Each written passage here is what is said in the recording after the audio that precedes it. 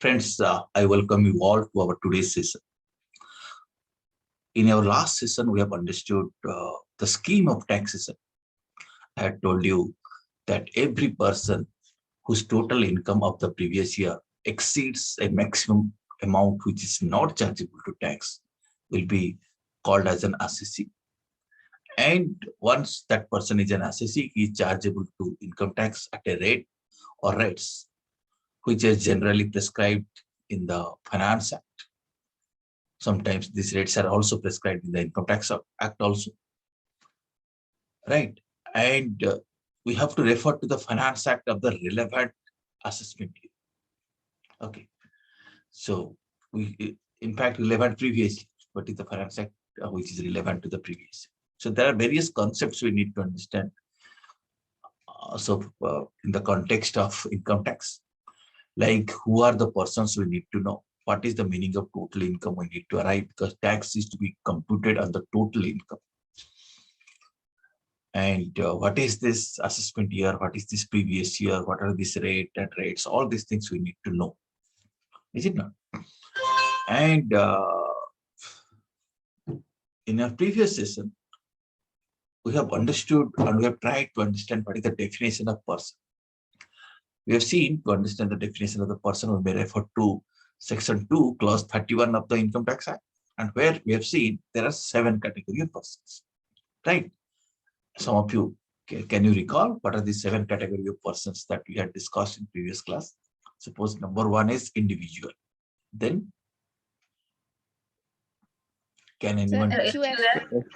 Yes, good. Company. Company, okay.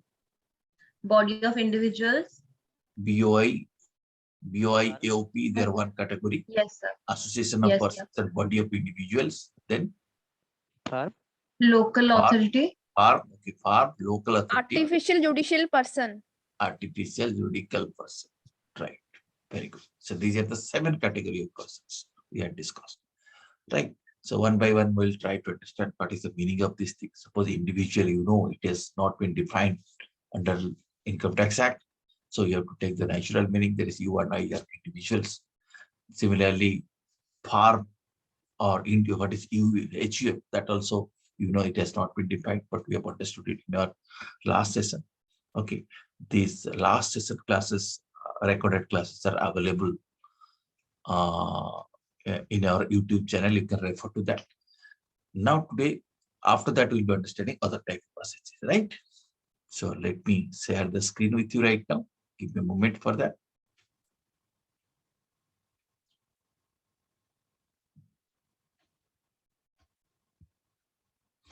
Yeah, last session also we have visited to the Income Tax Department's website. Okay, this is the scheme of taxation we have understood. You may have a look at this sentence once again. Every person whose total income of the previous year exceeds the maximum amount which is not chargeable to income tax is an assessee, and chargeable to income tax at the rates which are prescribed in the Finance Act for the relevant assessment. This is what we were discussing in the previous session. And we know this total income also needs to be computed with reference to a person's residential status. So we also need to understand what is the residential status of persons. And these income tax rates are normally prescribed in the Finance Act, but there are few rates which are prescribed in the Income Tax Act also. And we also need to know the exact meaning of the word assessee, which is defined in Section 2, Clause 7. Okay. So these are the 7 category of persons which you told me just now. We have also understood now what is the meaning of individual, what is the meaning of HUF, right? After this, I think we had understood. Okay. Yes or no? Yes, sir. Okay. Now, the next category of person is the farm. Farm here means the partnership farm. And under Income Tax Act, farm includes LLP. So LLP is not a distinct kind of person. It is also a farm. When I say farm, it means the partnership farm, as per Partnership Act 1932. It may be a registered partnership farm, maybe unregistered, doesn't matter. And when I say LLP, LLP is defined as per LLP Act 2018. Right. So farm is also a category of persons. That means farm is one assessee and its partners who are individuals. They might be separate assessees. Okay. Farm is one category of person and individuals who are the partners of the farm, they are a different category. There may be different persons and different assets. Okay, understood?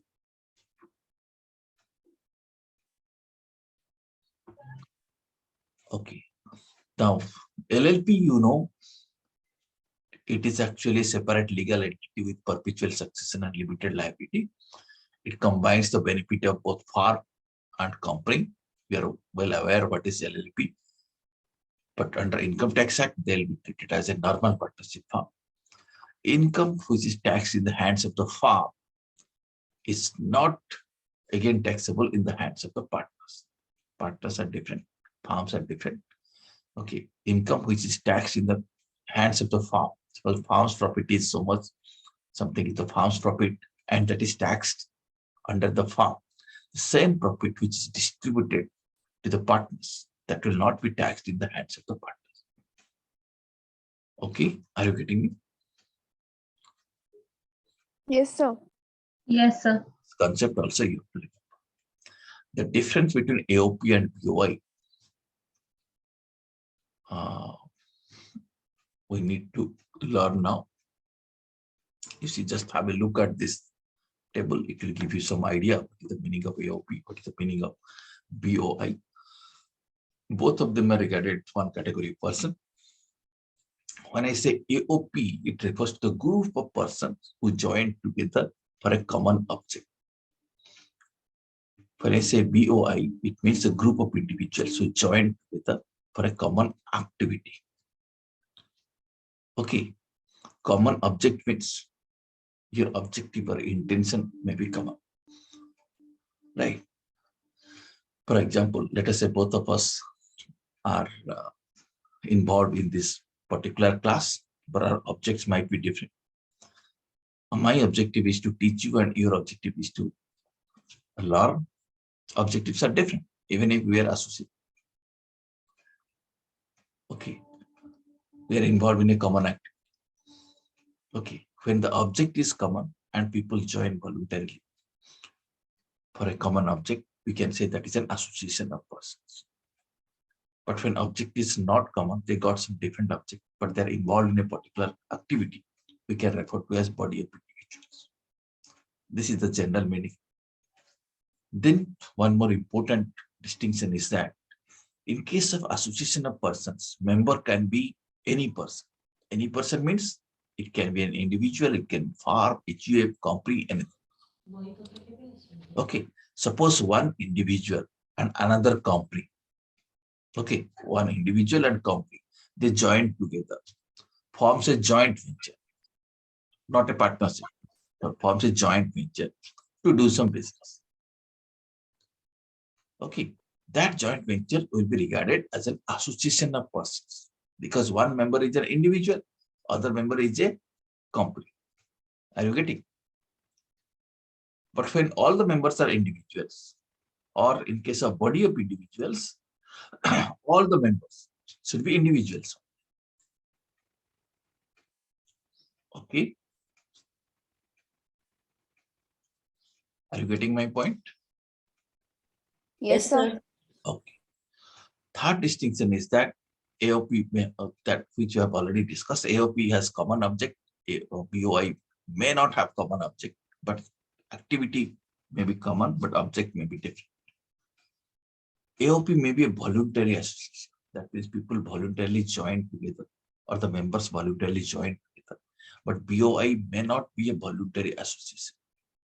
Some third party might have that means might have decided how BOI is to be formed. It may not be voluntary. For example, let us say a particular court might have passed an order that some people may jointly pay a compensation. Okay, so they are not voluntary coming together, but court has decided that you jointly pay these compensation. Jointly pay means that becomes a body of individuals. Together they have to pay. But voluntarily they have not formed any association. But court has decided that you will jointly. So BOI may not be voluntary. Understood the difference? Yes, sir. Yes, sir. Now, friends, next category of person that we are going to learn is about company. Okay, so what is company? I think most of you are aware of. If I'm asking you that can you define the meaning of company? Some of you, I'm sure, will be able to answer me. Can you define? Can you try to define what is a company? The company includes Yeah, yes, please.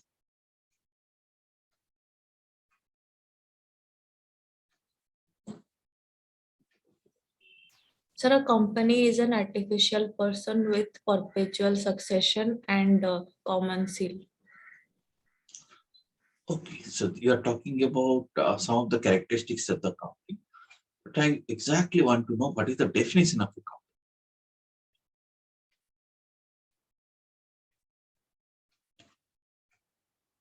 Can anyone explain?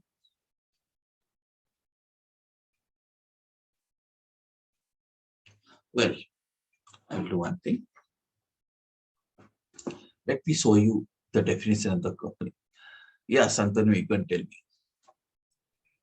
Sir, a commercial business which is incorporated in Companies Act. You are referring it as a company. So let us see what is the exact definition of the company according to Companies Act 2013. Now you see, this is how Companies Act 2013 has defined a company. Okay, section 2, clause 20 of the Companies Act 2013 defines. Can you read it? Some of you may please read it.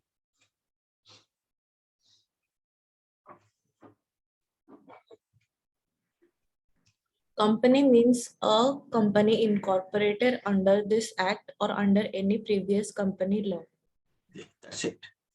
That's the definition of company under Companies Act 2013.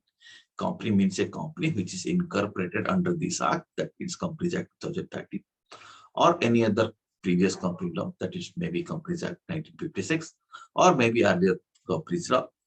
So if it is incorporated under these acts, you can refer to as a company. That's the definition. Okay. But this is the definition according to Companies Act 2013. Okay. So if you write the same definition under income tax paper, income tax course, you may not get the mark. Okay.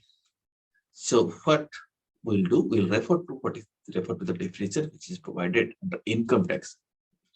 If you refer to the Income Tax Act, the definition company is like this. Here, section 2, clause 70 defines the meaning of the company. As you can see, this is an exhaustive definition. It says company means a Indian company, body corporate incorporated by or under any law outside India, institution, association, or body assisted as company on or before 1/4/1970. Institution, association, or body declared by Central Board of Direct Taxes as a company. Okay. So if you see the Companies Act provision, you can understand the company has to be registered under Companies Act 2013 or Companies Act 1956 or any other previous law that we're talking about. It must be incorporated in India. But here it says it may be Indian company or even body corporate who are incorporated under any law outside India. That may also be regarded as a company. Okay. Foreign companies are also companies. Or foreign bodies, any other foreign incorporate bodies can also be regarded as a company. Okay. And if a particular institution, association, or body is assessed as a company on or before 1/4/70, that will be still considered as a company, even if practically it is not a company. It may be a body, it may be a association, it may be an institution. Right. Then CBDT may declare an institution, association, or body as a company. If CBDT declares, that will be regarded as a company. Is it okay, friends? Yes, sir. Okay. Now, first thing we need to understand that what is this Indian company? Company means an Indian company. Let us understand what is an Indian company. Section 2, Clause 26 of Income Tax Act defines Indian company. As you look at the definition, you can see this is a exhaustive as well as inclusive definition. It says means a company formed and registered under Companies Act 2013 and includes. Okay. If a company is formed and registered under Companies Act 2013, that is definitely an Indian company and includes a company formed and registered under any law relating to the companies formerly in force in any part of India. So if a company is registered under Indian law, which is there in any part of the India, and the entity is registered as a company, that is also an Indian company, then a corporation established under any central, state, or provincial law. So various state governments and central governments also, they incorporate some corporations by special acts, not under Companies Act, like Life Insurance Corporations of India, etc. So they will be also treated as a company. Point 3, any institution, association, or body which is declared by board to be a company. If board declares an institution, association, or body, then that will be treated as a company, and that will be also treated as an Indian company. Okay. Then, if a company is formed in the state of Israel, Jammu and Kashmir, for under any law for the timing in force, that will also be treated as a company. And if an entity is formed as a company under any law which was there in the Union Territories of Dadra, Nagar Haveli, Goa, Daman, Diu, Pondicherry, that will be treated as also as an Indian company. Okay, so these are the instances, or these are the, you can say, situations where a company can be treated as an Indian company. Once it is an Indian company, that comes to the definition of the company under Income Tax Act 1961. Okay. Understood? This was the definition of company. And this is the definition of Indian company. All Indian companies are companies under income tax definition. Okay. Now, under Income Tax Act, once we know a particular company is a company, then we have to classify into two categories. This classification is necessary because tax rates are different for different types of companies. For domestic company, there is one type of tax rate, and for foreign company, there is one more different type of tax rate. Okay. So you have to classify them, whether that company is a domestic company or a foreign company. Here you have to remember, all Indian companies are domestic companies. Once a company is an Indian company, it is 100% domestic company. Then there is one more types of companies who can also be regarded as a domestic company. That is company which has made arrangement for declaring and paying dividends within India out of the income chargeable to tax in India. So if that company, even if it is not an Indian company, here we are talking about a company which is not an Indian company. Even if it is not an Indian company, but it has made some arrangement for declaring and paying dividend within India out of any income which is chargeable to tax in India. that company will also be treated as a domestic. Okay, that will be treated as a domestic company. Is it clear to you what is a domestic company?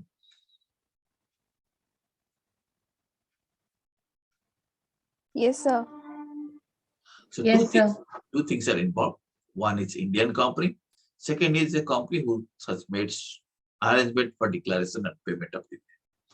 And if a company is not a domestic company, that will be regarded as what? If it's Foreign not, company. Foreign company. it will be foreign. And we need to distinguish companies, domestic company and foreign companies, because they will be taxed at a different rates. Okay, the rate of tax will be different. Okay, next category of person is local authority.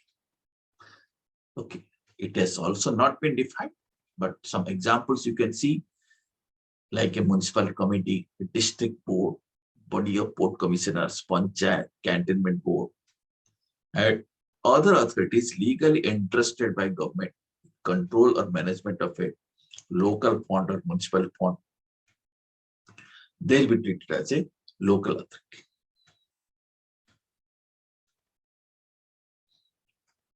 Okay, that will be treated as a local authority. For example, it is a BDA, Bhubaneswar Development Authority. Okay, CDA, Cuttack Development Authority. Okay, DDA, Delhi Development Authority. These are the examples of local authorities. Right? Now, the last. Excuse me, sir. So what is cantonment board? Oh, that is something, some kind of area is treated as a cantonment area. Okay, where normally in earlier days, maybe government officers, maybe this thing, military officers, they used to reside, and a board is constituted to manage those areas. That is called as the cantonment. Okay, you might have heard something like the military cantonment.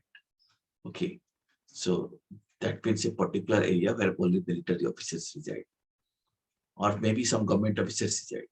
So that cantonment, that particular authority which is constituted to manage or to develop that area can be regarded as the cantonment. So what is the district board?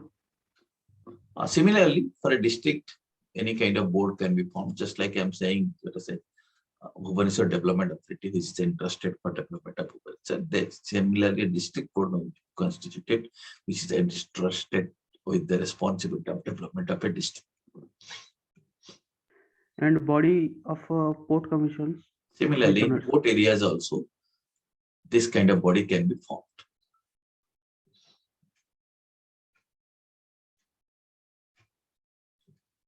Right? Yes, sir. So these are, you can say, some bodies which are formed by, mostly by government. Government forms this type of bodies. Okay? Right. Yes, sir. Okay. Now, the last category of person is artificial juridical persons.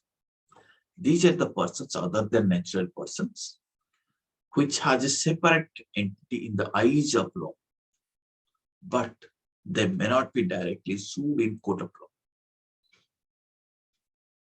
law. Okay, so they are just like a legal body or legal persons, but they're not natural persons. Legal persons in the sense they can own property in their own name, they can buy property, they can sell property, all these things they can do. Okay, out of that property, they can earn income also. Therefore, there needs to be taxed separately. But you cannot file a suit against, file a legal suit against them because they are not natural persons. Examples are, let us say, deities, idols. Okay. Example like Lord Jagannath, Lord Tirupati, they may have property, they may earn income. Okay, unless that income is exempted, then they will be they're supposed to pay tax also. But court or they cannot be, one cannot directly sue them in the court of law. Their report was artificial judicial person.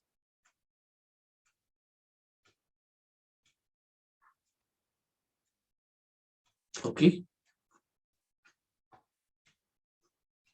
Is it clear to you? Yes, sir. Now you So, see, sir, same rate is levied also on them also? rates will differ depending upon the types of persons. Okay, it's not the same rate. You see, same rate in the sense, you see, there is one type of rate for, you see, individual AOP, BO by AJP. We'll be learning all this. Okay, let me do one thing since you have specifically raised that particular question. Let me take you to the income tax department side. Just give me a moment.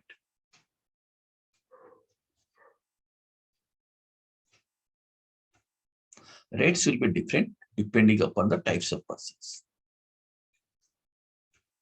Okay, but at this time, I would like to show you what is, how you can know what is the types of rate for different types of persons. Yeah.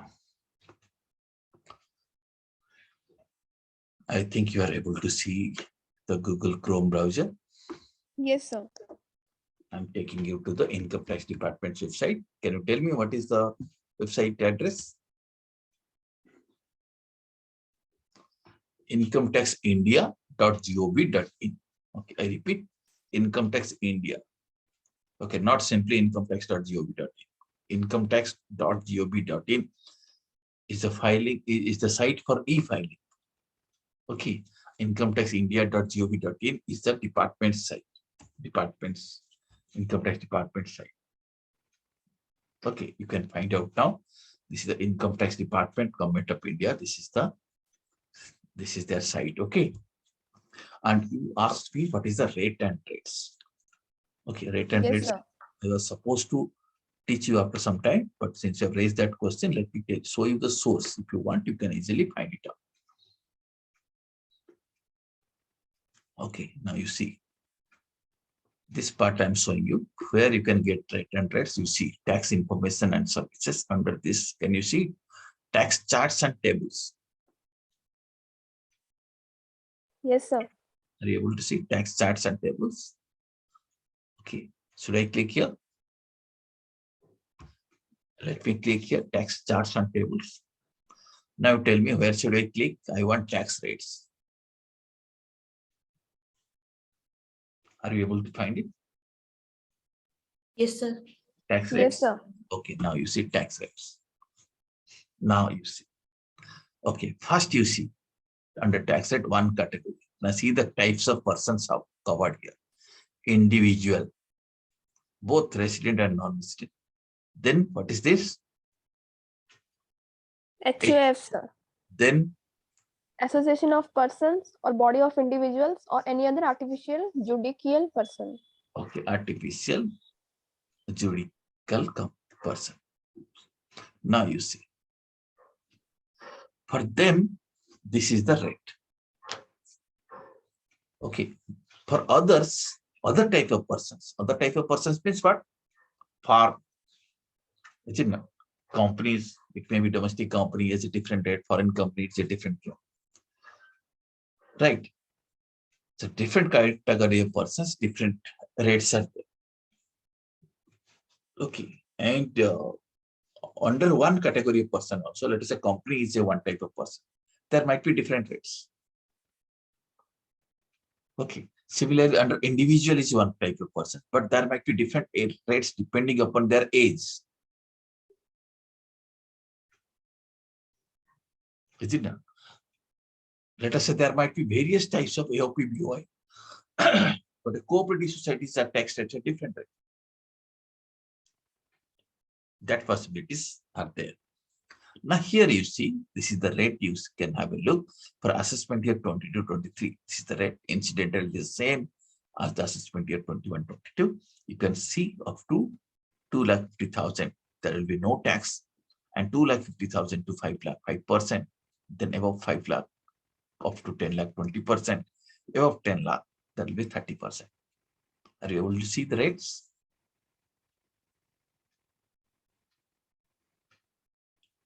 Yes, sir. Okay. There is one alternative rate also. You can read this chart in detail. You see, these are the rates for companies. Anyway, I'll be showing you once again. This is the surcharge rates. We'll be seeing it. You see, this is one more alternative rate for individuals where you can see up to 2,50,000 nil. Then, can you read it out?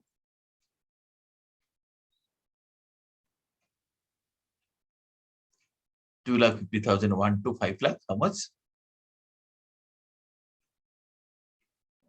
5%. 5%. Then 5 lakh 1 to 7 lakh 50,000. 10%. 10%. Then 7 lakh 50,000 1 to 10 lakh. 15%. 10 lakh 1 to 12 lakh 50,000. 20%. 12 lakh 50,000 1 to 15 lakh. 25%. Above 15 lakh. 30%. You see, this is for every increase in 2,50,000, tax rate is increased by 5%. But this is again an optional scheme. Okay. This is applicable for assessment year 21-22 onwards. So it is also applicable for assessment year 22-23. So we'll be seeing all these rates later on, but you can see these rates are different. You see, for domestic company rates might be different. Okay, we'll be seeing all these things. For cooperative society, you are finding a different rates.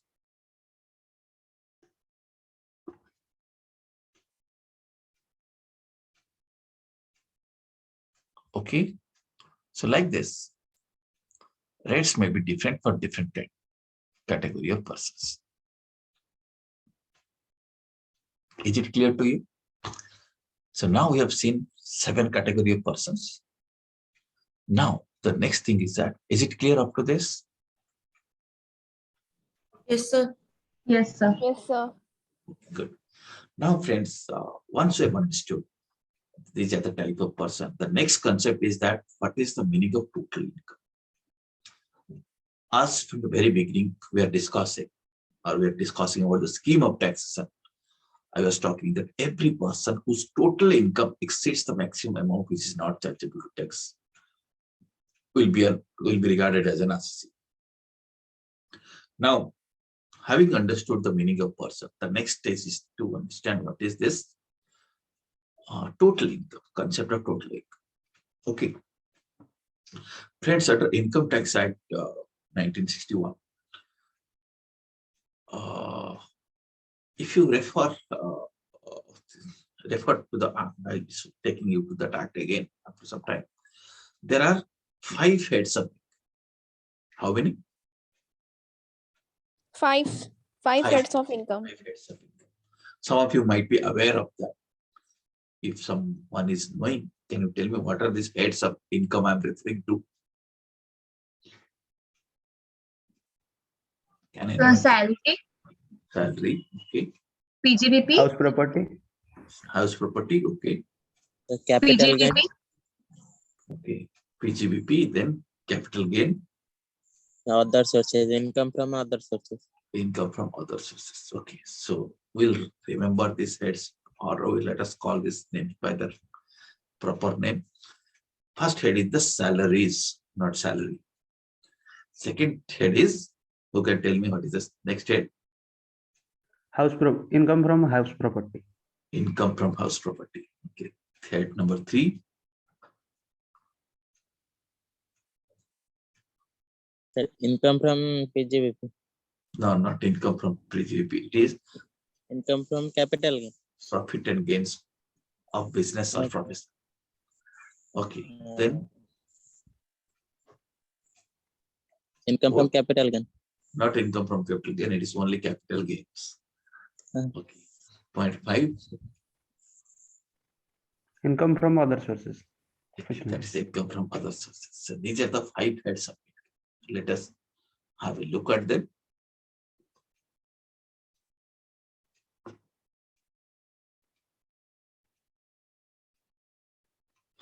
Now you see,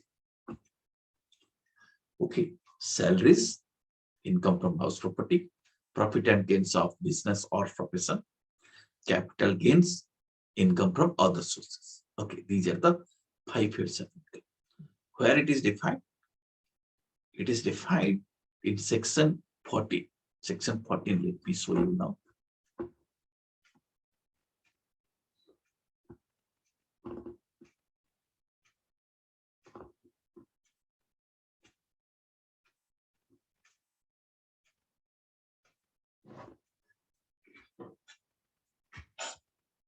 Yeah, I'm taking you to the income tax department's website. You already know. I can go to acts and rules, right? Acts are here. Are you seeing it? Yes, sir. Okay. Yes, sir. Which section I'm trying to go? Section 14. Section 14. 1961. 1961 Act. Okay. Now I'm looking for section 14. I can type here section 14(1)(4). Okay. Then I can search. You can see the heads of section. You see here it is called as heads of income. Now you see. Are you able to see the heads of income? Salaries, Yes, sir. income from house property, profit and gains of business or profession, capital gains, income from other sources. Okay. You see under B, there are some item which is repealed. There is one more head which is called as estate duty. That was a tax levied when a property is inherited in case of a death of a person. Right. So that is abolished now. There is no estate duty. Okay, understood. Now, if you see,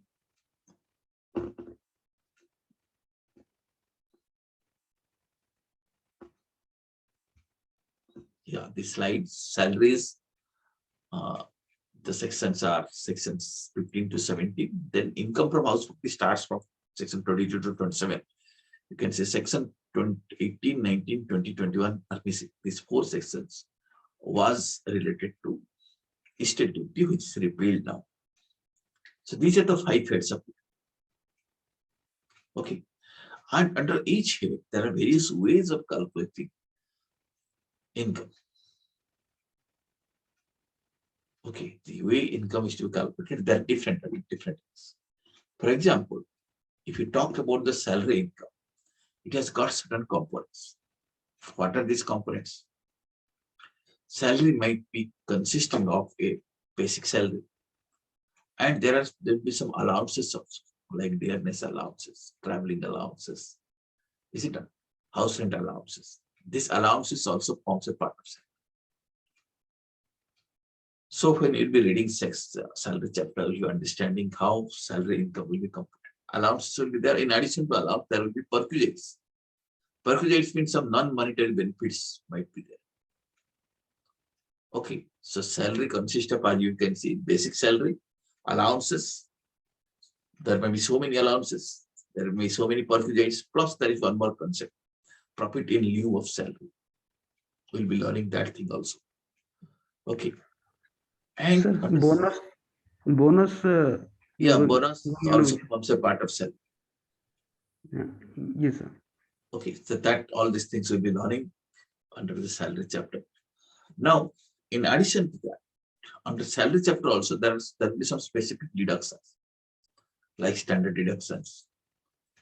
Okay, professional tax paid, entertainment allowance, like this, some specific deductions are there from the salary income only, that those deductions will be paid. So on that basis, we'll be computing salary income. Okay.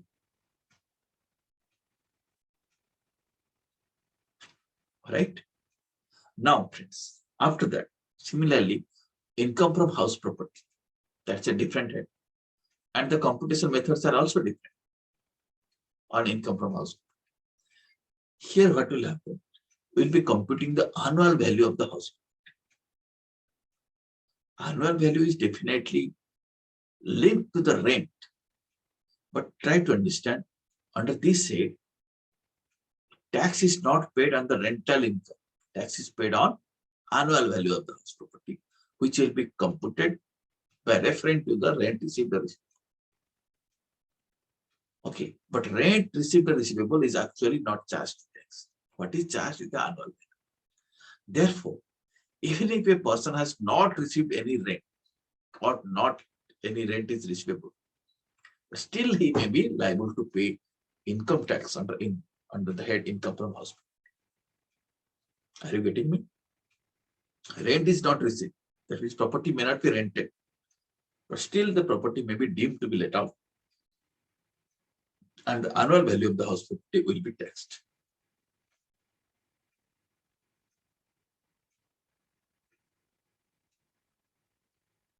Okay. Yes, sir. That is how, and there will be some specific deductions under that head also. Deductions specific to income from house property head. After that, you will be getting income under that head. Next head is the profit and gains of business or profession. And here, specifying a method of computation of income is difficult under profit and gains of business and profession, because each business has got its unique way of generating revenue or incurring expenses. So what the law has prescribed that you have to first arrive at your normal profit of the business.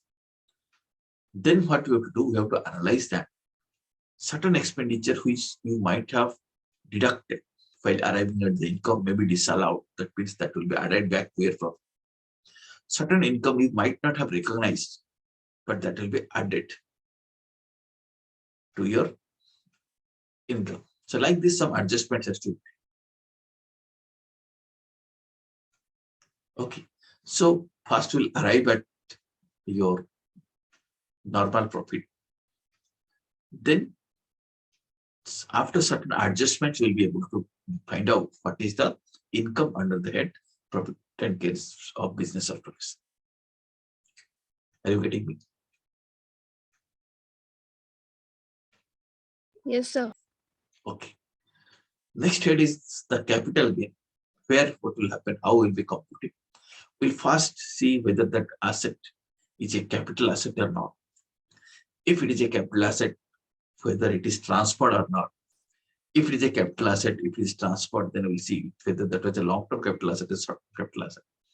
Accordingly, long-term capital gain or short-term capital gain will be computed. That is how we'll be computing the tax. Next is income from other sources.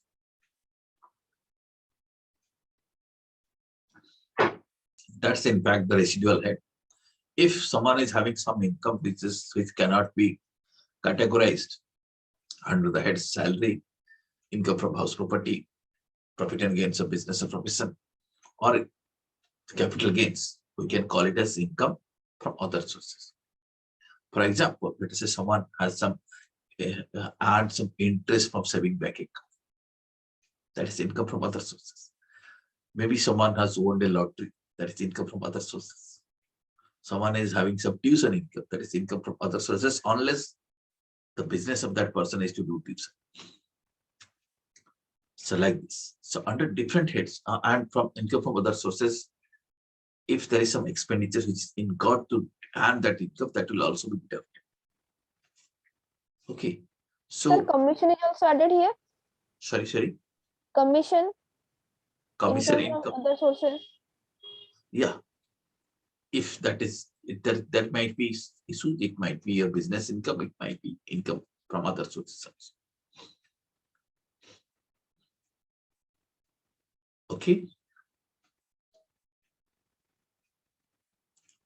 Yes, Is it sir. clear? There are two possibilities in case of commission income. It may be business income, it can be income from other sources. Now, all the heads will be computing income by following different methods. Now, if you aggregate those incomes, we'll be getting a figure. Let us say salary is this one. There might be some business income, there might be capital gain.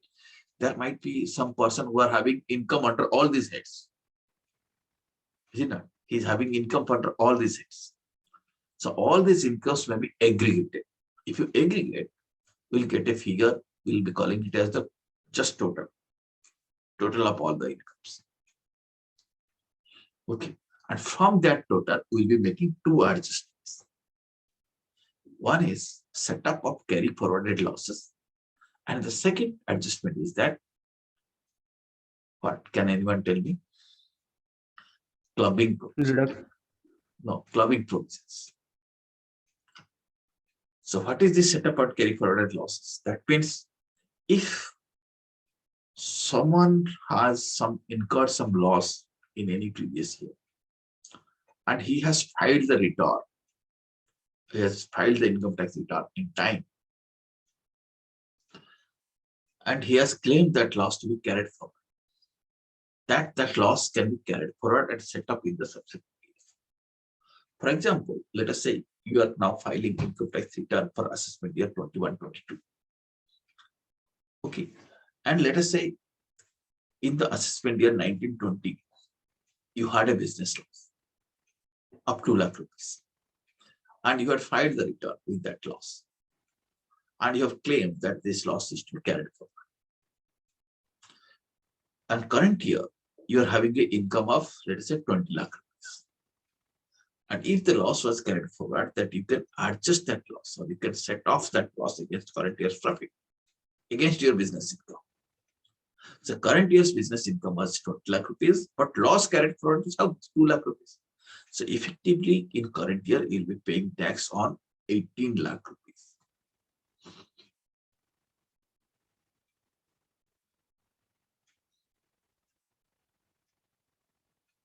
Okay, effectively, you will pay tax on 18 lakh. That is called a setup of carry forward of losses.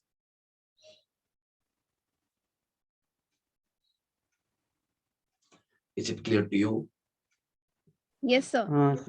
Sir, Yes. one more question. Can we set up all our losses from the previous year in this year? That means we have losses 10 lakhs rupees in previous year, and our income in this year 20 lakhs rupees. Can we Yes. set up all the 10 lakhs rupees in this year? Yes. If your income is more than your loss, then it can be set. If income is less than our loss, then what should we do? Then loss again will be carried forward to the next year, subject to a specific limit. And this year is income is 0. We can show. Yeah, income can be 0. Okay. Understood? Okay, so anyway, this setup and carry forward losses and clubbing provision both are separate to different chapters. Okay, we'll be learning that thing. But right now, if you want to have a understanding what is the setup and carry forward losses, so I can only suggest you, there are videos in my YouTube channel, you can find it out. Setup and carry forward losses. I think 3 videos are there. You can find it out. You can get the clarity about that. How loss can be carried forward. Okay. Right. Similarly, how clubbing provisions we can find out videos in that channel. Right now, what we have understood that there are 5 heads of income, and those income will be aggregated, and there will be 2 adjustments. What are these 2 adjustments I told you? Can anyone tell me? Set up carry forward profit and loss, and second one clubbing for Clubbing income. provision. Right. After adjust, okay, what is clubbing provision? I have not told. Set up and carry forward, you have understood. Clubbing provisions means income of some other persons will be clubbed with the income of the assessors. Not always, in some specific situation. Somebody else's income is to be clubbed. Somebody else's income means it may be the assessor's minor child's income. Okay. It may be spouse income. But again, in some specific situations, that income will be clubbed. Okay, suppose minor child is earning some income by using his own skill and talent. That is his own income. That is not going to be clubbed. But in some situations, let us say I'm giving some example. Let us say parents have kept a fixed deposit in the name of minor child, and interest is accruing. That will be clubbed. Either the father's or mother's, either with the father's income or mother's income, whose income is higher. Okay, so there are some provisions called as clubbing provision. That chapter in appropriate time will be on it. And if you want to understand it clearly at this stage of time, you can refer to those recorded videos which are available in my channel. Okay, now all the 5 feeds you have understood, these adjustments you have got done. After that, the figure that will be getting, what we will be calling it?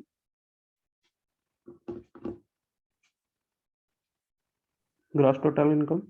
That will be referred to as gross total. Right? Now, if you see now, what is gross total income?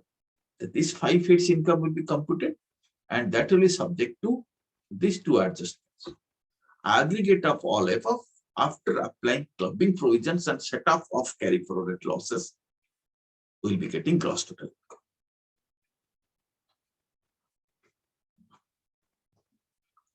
Okay.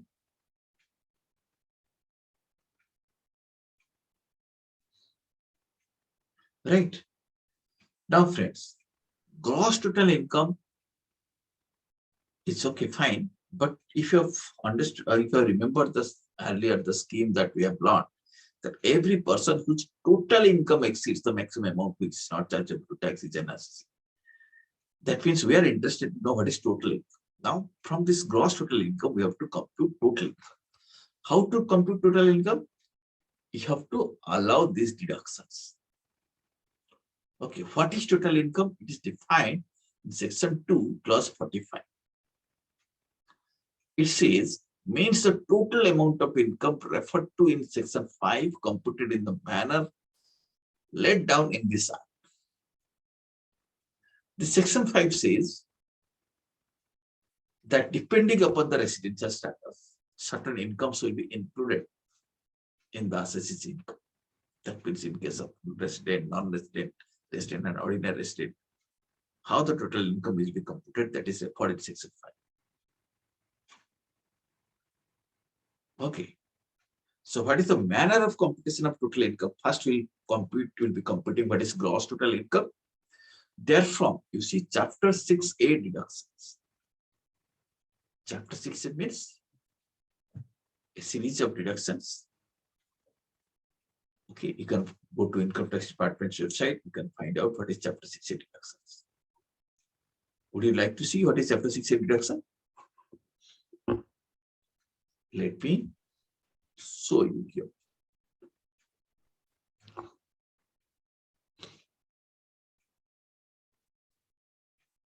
Excuse me, sir. Yeah, tell me. Sir, if I will not mention my income from other sources, and sir, then I will be not levied to pay tax. If you're not mentioned, means you're hiding your income. You can Yes, sir. hide. If only I will say, sir, only then it will be tax. No, You see, tax will be levied on that. income tax is a self-assessment tax. You have to assess your own income. Okay. So if you say you were planning to hide that thing, then there is every possibility that department can also trace it. Yes, sir. Like I am doing tuition, sir. Yeah. That is my income from other sources. If I don't Yes. want to mention there, sir, that I am Okay. getting this income. If you are not mentioned, then okay, department may not be able to catch you sometimes, but sometimes department may be able to catch you by referring to your bank account. And if you make some unexplained investment, okay, department through some other source, through some other ways, department can find out you have some kind of income.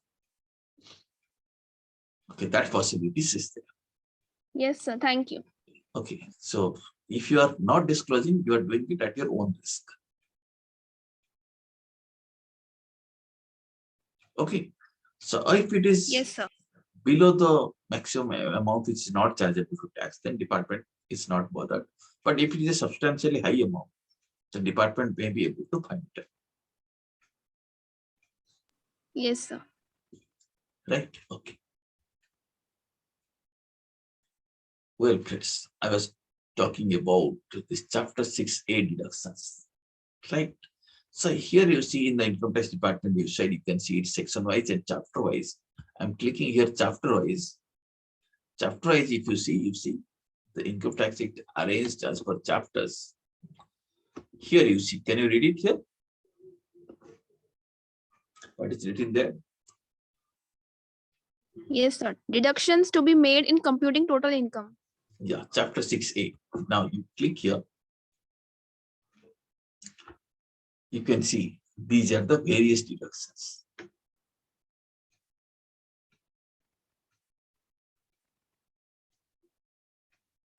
Okay.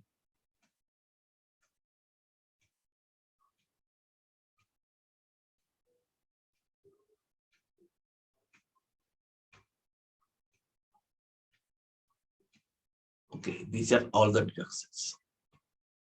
So you can rather say, you see, there are some deductions which does not exist right now, but still you can remember. You can say rather 88 to 80 VV.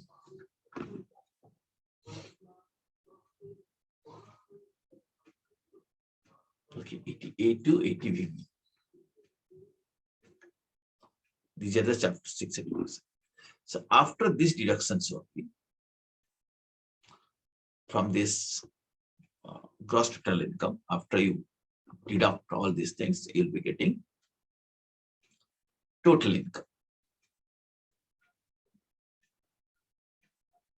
Okay, and that total income will be rounded off upward to nearest rupees 10, and you'll be getting total income. That total income will be chargeable to tax. Understood this?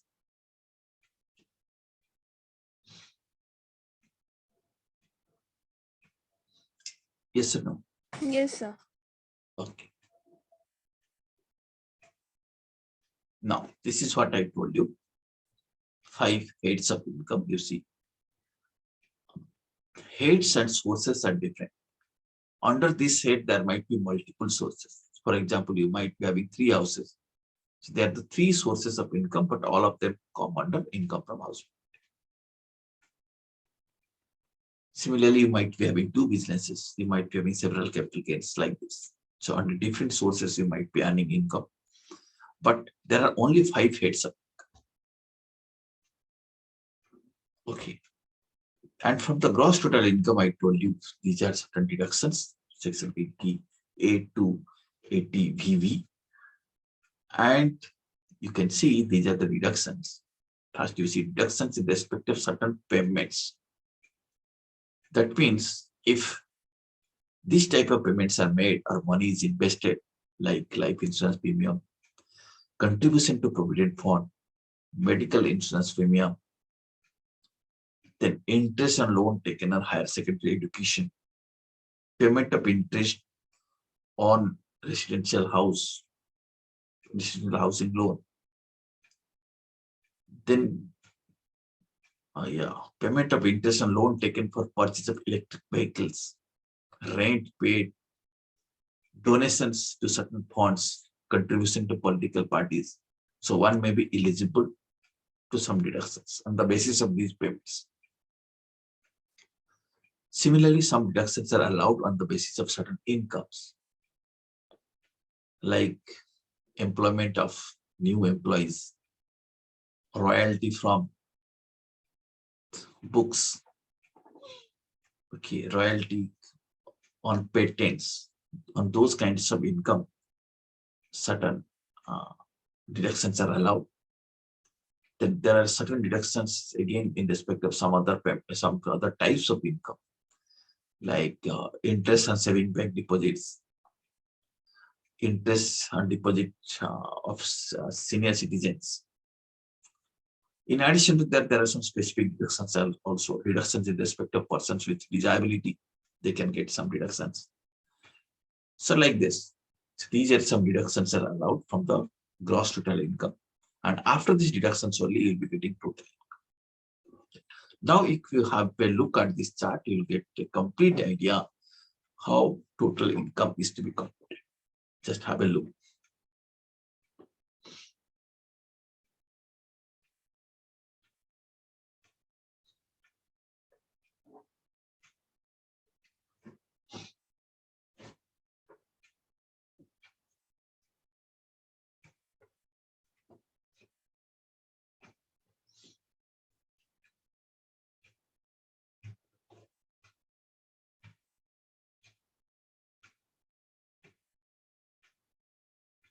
Okay.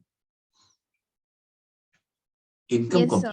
Income competition depends on the person's residential status. So residential status is important for us. We'll be learning that. Then this total income has to be classified under 5 different heads like salaries, income from house property, profit and gains of business or profession, capital gains, income from other sources. Then you have to compute income under each of these heads that has to be aggregated. Apply clubbing provisions. They apply the provisions for set off and carry forward of losses. You'll be getting gross total income. Sir, Then- clubbing provisions means? Clubbing provisions means, as I told you, in some situations, minor child's income needs to be clubbed or spouse income needs to be clubbed. In some specific situations only. That is called as the clubbing provisions. Meaning some other person's income is to be clubbed with assess's income.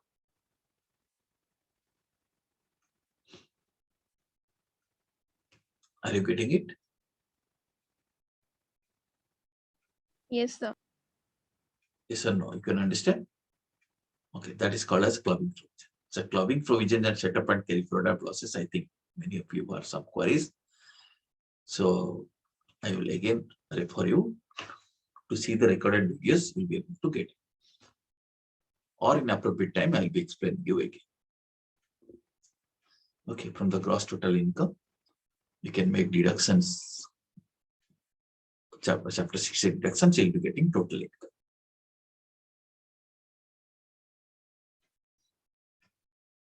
Okay. Yes, sir. Now, having understood that thing, next concept is that we have understood up to this. Okay, what is gross total income? Next concept is we will outline what is the maximum amount which is not chargeable to tax, and what are the rate and rates of tax, and what is this assessment year, previous year. All these concepts we are going to learn.